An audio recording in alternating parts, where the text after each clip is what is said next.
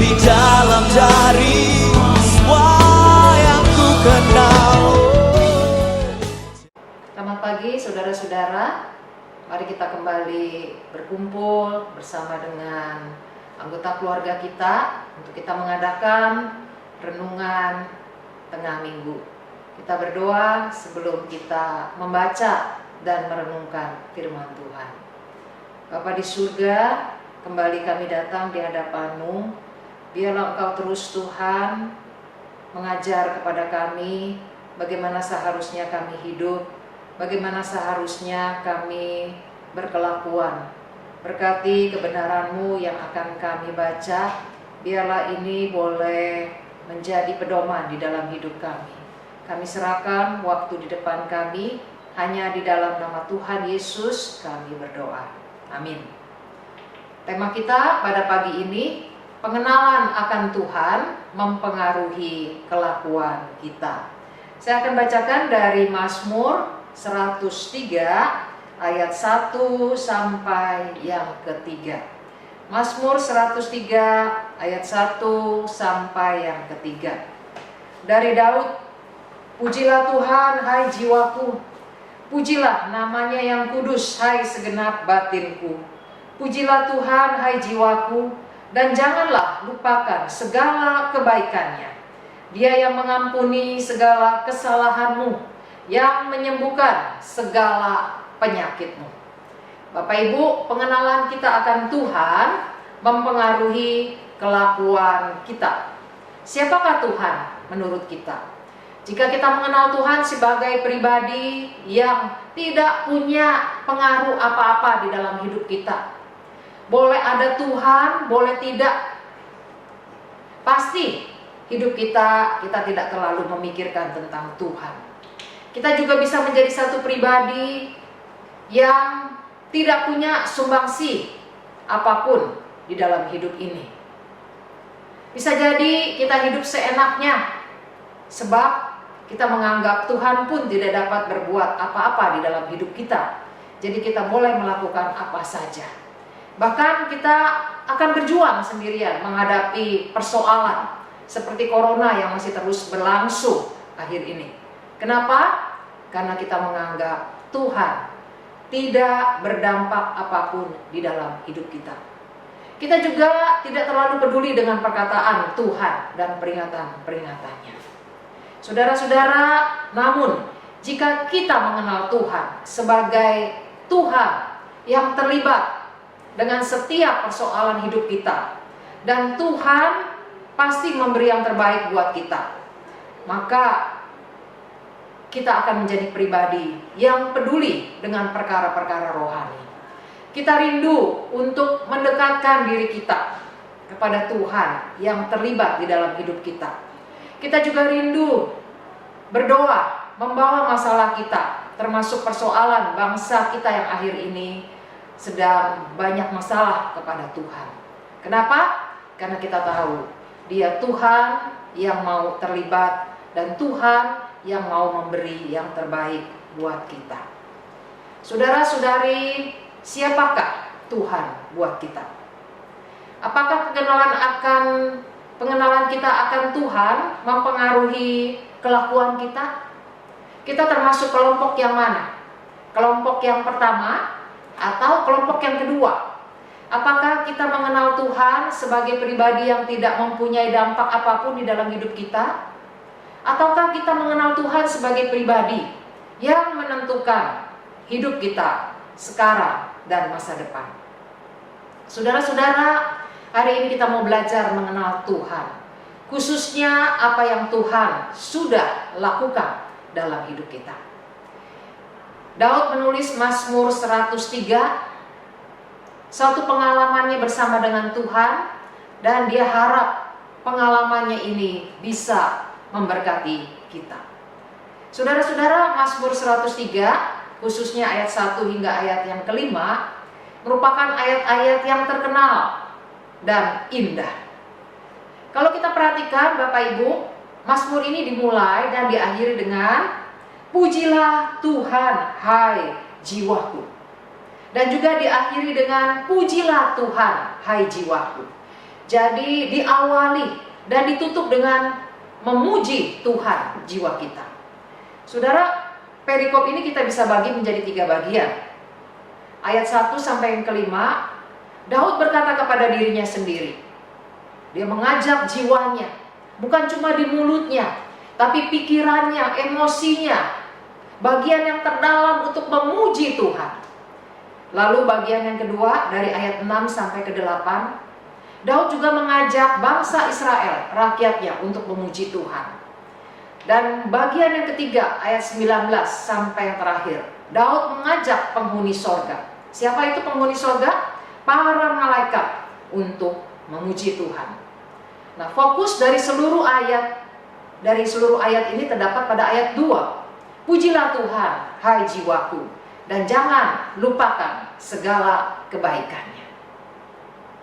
Saudara-saudara, mengapa Daud mengajak dirinya? Bukan hanya di mulut, tapi kedalaman hatinya. Mengajak juga seluruh rakyatnya dan para malaikat untuk memuji Tuhan. Di sini ada 3 alasan yang membuat Daud mengajak dirinya, bangsanya, dan para malaikat untuk memuji Tuhan. Daud berterima kasih, Daud bersyukur sebab Tuhan itu mengampuni. Yang kedua, Tuhan itu menghargai kita. Kita begitu berharga di mata Tuhan. Dan Tuhan itu mencukupi. Hari ini kita akan renungkan Tuhan itu mengampuni. Saya memberi abjad A.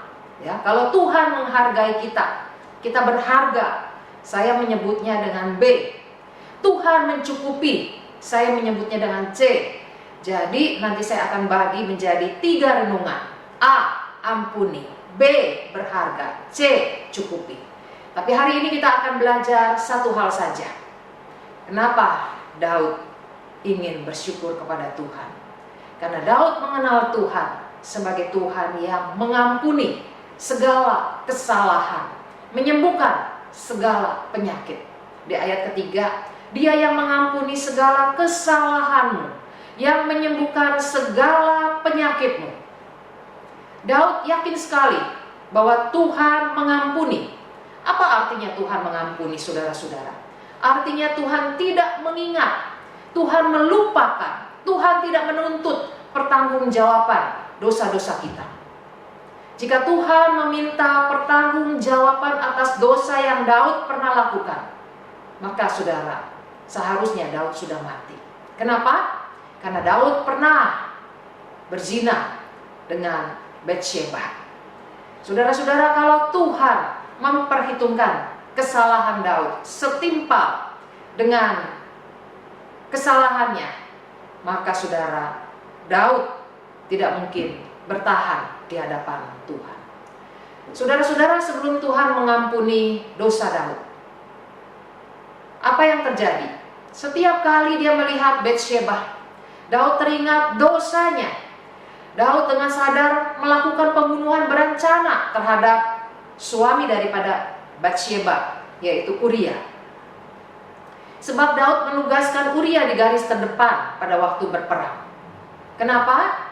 Supaya Uria mati di medan perang, seakan-akan dia mati karena ditembak musuh. Tapi apa sebenarnya yang terjadi? Daud yang memang merencanakan, memerintahkan supaya Uria ditempatkan di pertempuran yang berbahaya, yang sangat-sangat mungkin Uria akan mati. Kalau Uria sudah mati, apa yang Daud lakukan? Daud sudah merencanakan akan mengambil istrinya. Saudara-saudara, Daud membuat skenario seakan-akan kematian Uria itu layaknya kematian seorang pahlawan yang perlu dihormati. Sehingga Daud memberi kesan kepada rakyat, saya ini baik, saya ingin mengambil Batsyeba sebagai istri saya, sebagai bentuk pertanggungan jawab saya atas kematian seorang janda yang suaminya telah berjuang di medan perang. Saudara-saudara, apakah rakyat berani protes? Rakyat pun berpikir seperti yang Daud harapkan. Oh, Raja Daud itu baik. Padahal sesungguhnya hati Daud penuh dengan kelicikan dan kebusukan. Dengan berjalannya waktu, rakyat mulai lupa dengan kematian Uria. Tapi apakah Daud dapat melupakan dosa-dosanya? Apakah Daud bisa menutupi atau masa bodoh atau cuek dengan dosa-dosanya? Tidak, saudara-saudara. Daud selalu ingat, ia tidak bisa melupakan dosa-dosanya. Kenapa? Karena Tuhan membuat hati nurani Daud gelisah. Sehingga akhirnya Daud sadar bahwa dia perlu datang ke hadapan Tuhan, mohon pengampunan dosa. Apakah Tuhan berkenan mengampuni dosa Daud yang sangat besar? Iya. Oleh karena itu bagaimana mungkin Daud tidak berterima kasih dan memuji Tuhan. Saudara-saudara, mengapa Daud menulis pengampunan itu sebagai yang paling pertama, nomor satu?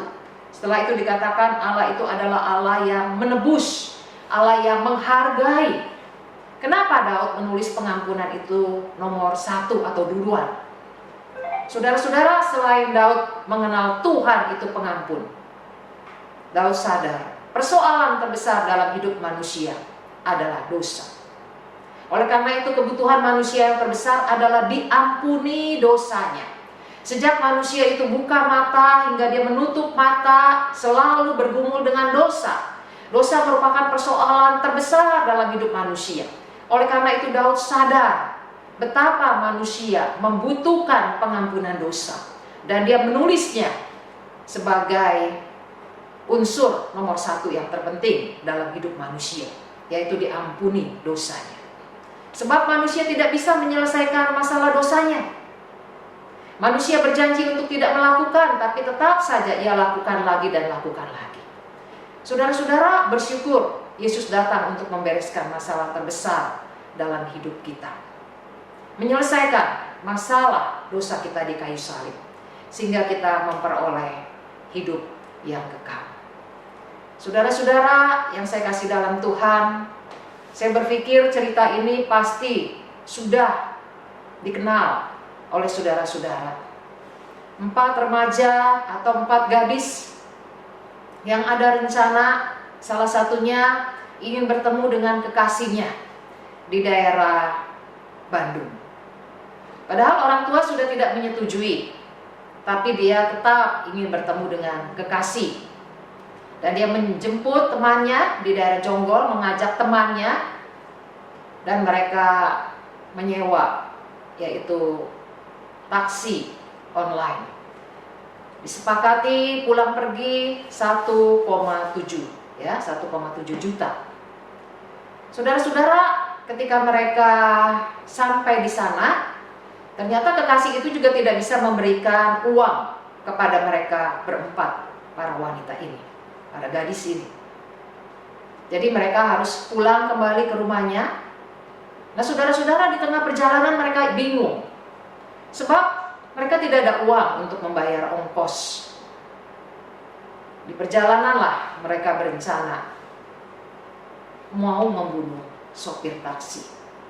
Saya tidak tahu kunci Inggris dari mana. Akhirnya mereka menemukan kunci Inggris dan mereka pakai untuk memukul sopir taksi itu. Dia pukul sebanyak 2 kali, tapi sopir itu masih bisa bertahan. Sopir itu berusaha ya untuk menggoyang mobilnya, ya dibuat ke kanan ke kiri. Tapi 4 gadis ini punya kekuatan dari setan yang luar biasa. Sehingga ada satu yang mendekat, mencekik, memukul. Pada pukulan yang ke-8 lah sopir ini rebah. Dan mereka bingung mau dibuang kemana. Lalu mereka buang mayat itu di hutan pinus. Mereka mulai memikirkan bagaimana cara kami pulang kembali ke rumah.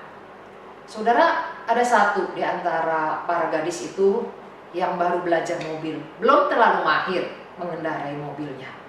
Dan dia mencoba membawa mobil sebab mereka harus pulang. Nah, di tengah perjalanan terjadilah tabrakan tunggal. Akhirnya saudara, keluarga daripada sopir taksi mencari di mana anggota keluarganya. Kok nggak pulang bapak sopir ini? Setelah diketemukan, ya ada mayat dibuang di hutan pinus. Dan mereka juga melihat melalui CCTV ada mobil yang tabrakan tunggal. Setelah disamakan, ternyata itu adalah mobil daripada sopir taksi. Dan polisi dengan cepat mengungkap motif daripada 4 gadis ini. Saudara-saudara, dari kisah ini kita banyak belajar.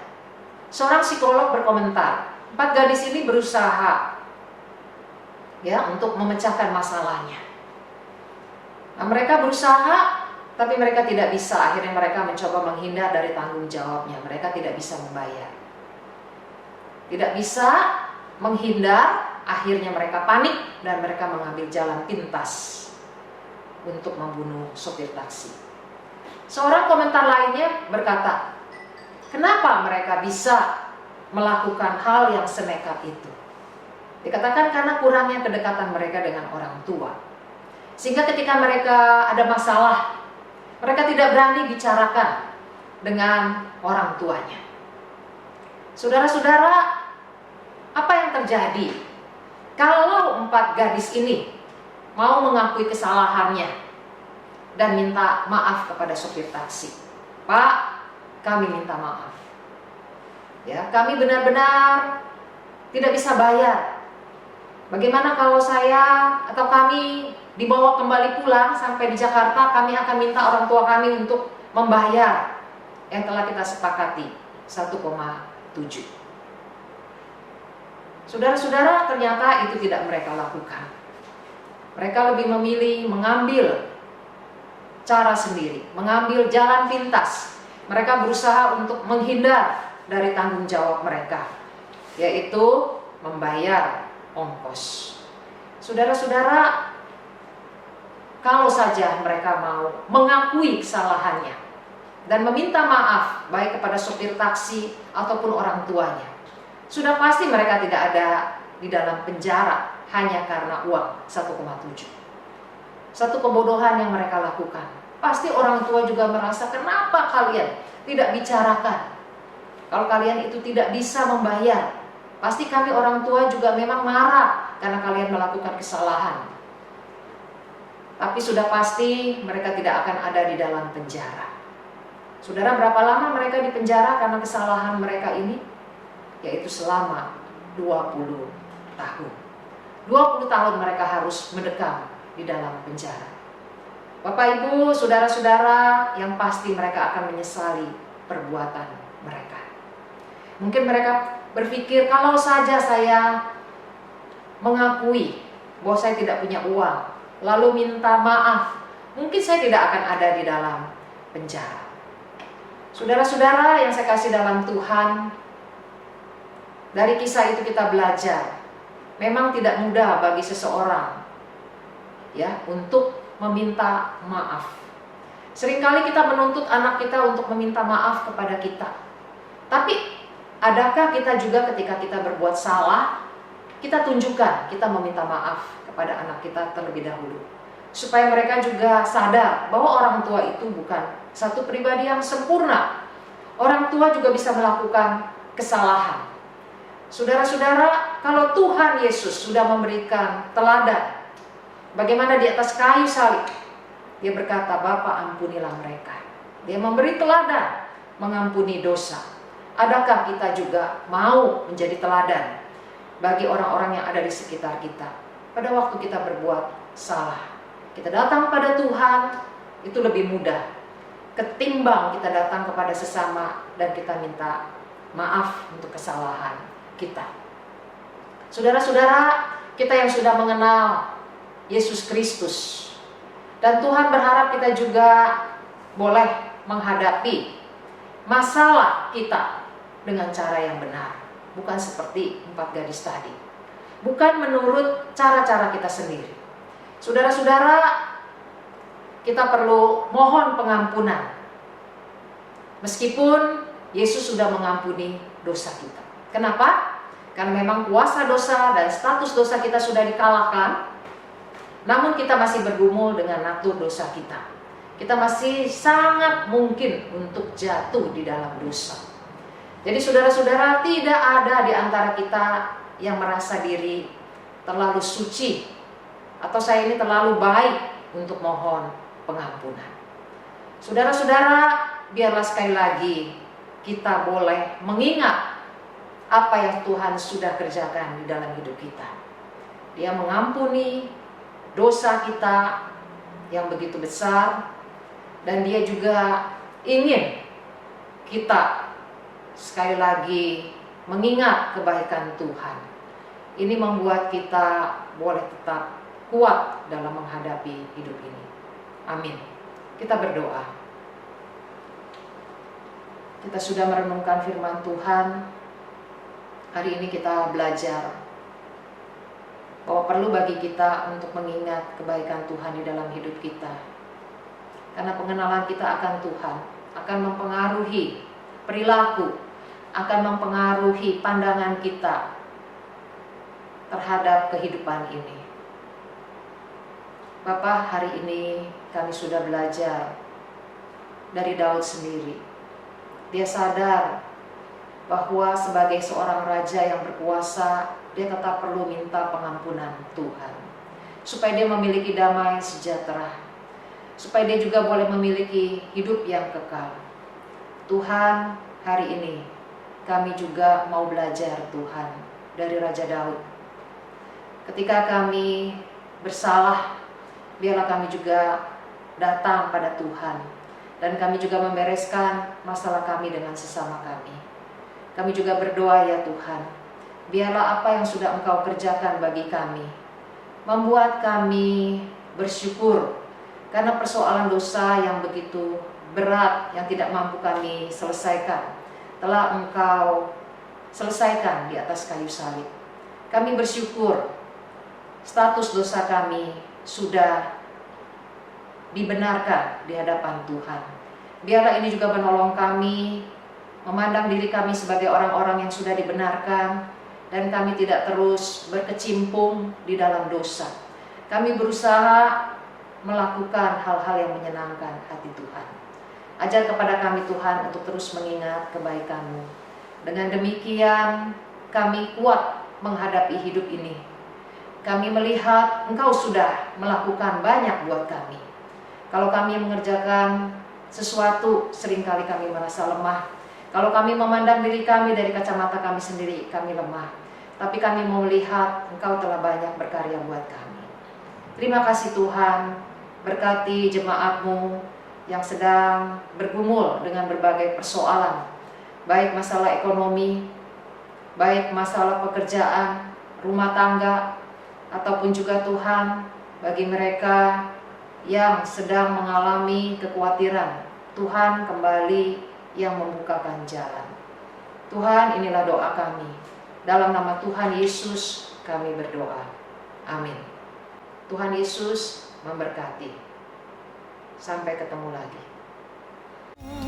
Dan ku ingin mengenal-Mu Tuhan, lebih dalam dari semua yang ku kenal. Tiada kasih yang melebihi-Mu. Ku ada untuk menjadi penyembah